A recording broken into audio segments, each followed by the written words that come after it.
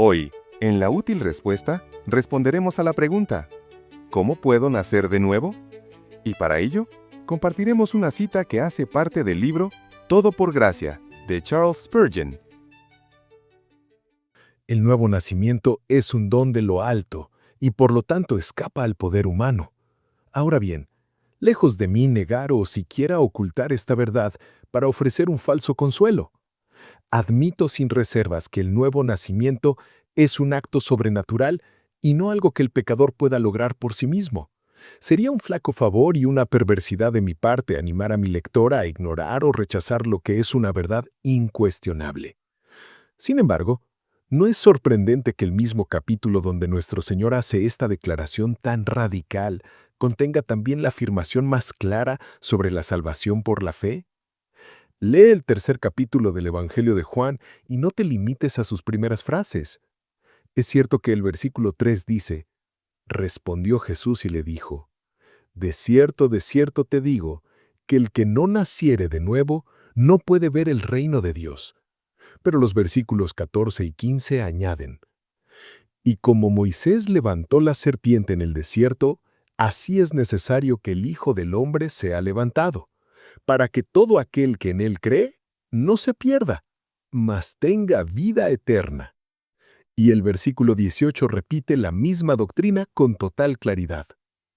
El que en él cree no es condenado, pero el que no cree ya ha sido condenado porque no ha creído en el nombre del unigénito Hijo de Dios.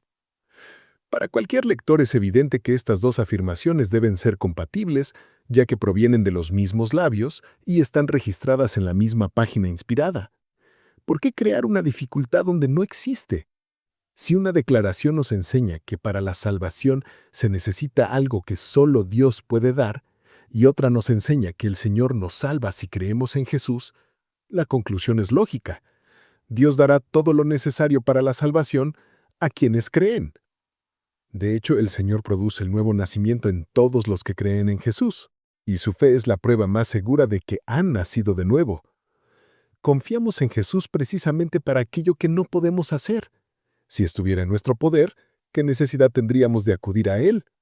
Nuestra parte es creer. La del Señor es hacernos nuevas criaturas. Él no creerá por nosotros, ni nosotros podemos llevar a cabo la obra regeneradora. A nosotros nos corresponde obedecer el mandato de la gracia y al Señor le corresponde obrar en nosotros el nuevo nacimiento. Aquel que llegó al extremo de morir por nosotros en la cruz puede darnos y nos dará todo lo necesario para nuestra seguridad eterna. Pero un cambio de corazón que salva es obra del Espíritu Santo. Esto también es completamente cierto, y lejos de nosotros cuestionarlo u olvidarlo. Sin embargo, la obra del Espíritu Santo es secreta y misteriosa, y solo podemos percibirla por sus resultados.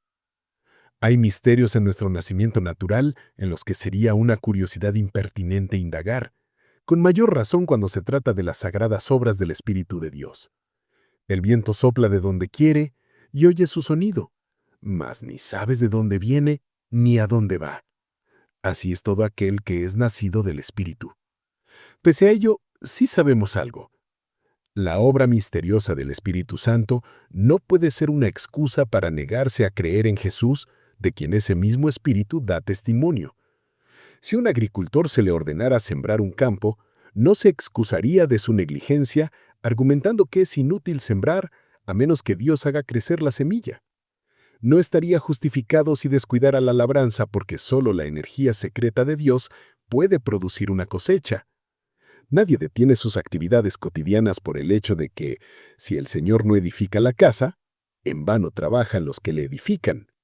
La realidad es que nadie que crea en Jesús descubrirá que el Espíritu Santo se niega a obrar en él. De hecho, su fe es la prueba de que el Espíritu ya está obrando en su corazón. Dios actúa a través de su providencia, pero las personas no se quedan quietas por ello. No podríamos movernos si el poder divino no nos diera vida y fuerza. Sin embargo, seguimos nuestro camino, recibiendo día a día ese poder de aquel en cuyas manos está nuestro aliento y nuestro destino. Lo mismo sucede en el ámbito de la gracia. Nos arrepentimos y creemos, aunque no podríamos hacer ninguna de las dos cosas si el Señor no nos capacitara para ello. Abandonamos el pecado y confiamos en Jesús. Y es entonces que percibimos que es el Señor quien ha producido en nosotros así el querer como el hacer por su buena voluntad. Es inútil pretender que aquí existe una dificultad real. Algunas verdades son difíciles de explicar con palabras, pero se vuelven sencillas en la experiencia vivida. No hay contradicción entre la verdad de que el pecador es el que cree y que su fe es obra del Espíritu Santo. Solo la necedad lleva a las personas a enredarse en estos asuntos mientras sus almas están en peligro. Nadie se negaría a subir a un bote salvavidas porque desconoce la ley de la gravedad específica de los cuerpos. Ni un hambriento rechazaría la comida hasta no comprender por completo el proceso de la nutrición. Si tú, lector, no estás dispuesto a creer hasta entender todos los misterios, jamás serás salvo. Y si dejas que dificultades creadas por ti mismo te impidan aceptar el perdón por medio de tu Señor y Salvador, perecerás. Y tu condenación será totalmente merecida. Fin de la cita. La Escritura presenta sin contradicción tanto la soberanía de Dios en la regeneración como la responsabilidad ineludible del hombre de creer. Su deber no es resolver el misterio de cómo el Espíritu Santo obra el nuevo nacimiento, sino obedecer el mandato claro y simple del Evangelio. Arrepiéntase y crea en el Señor Jesucristo. La fe no es una obra humana que produce la salvación, sino la evidencia divinamente concedida de que el milagro de la regeneración ya ha ocurrido en su corazón. Por lo tanto, usar la soberanía de Dios como excusa para la incredulidad es una necedad fatal.